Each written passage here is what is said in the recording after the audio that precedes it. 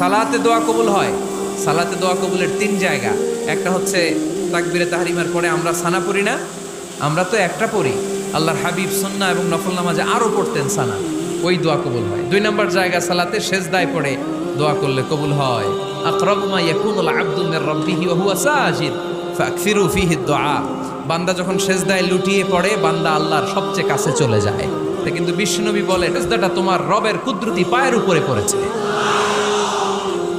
সেজদায় পড়ে দোয়া করেন। সালাম ফিরানোর আগে বিশ্বনবী দোয়া করতেন, লা ইউসাল্লিমান্না আহাদুকুম হাত্তা ইয়াতাআওয়াযা মিন আরবা'a।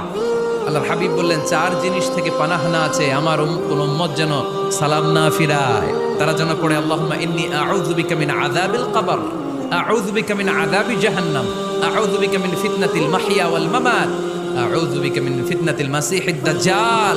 আল্লাহ কবরের আযাব থেকে বাঁচাও, আল্লাহ জাহান্নামের আগুন থেকে বাঁচাও, আল্লাহ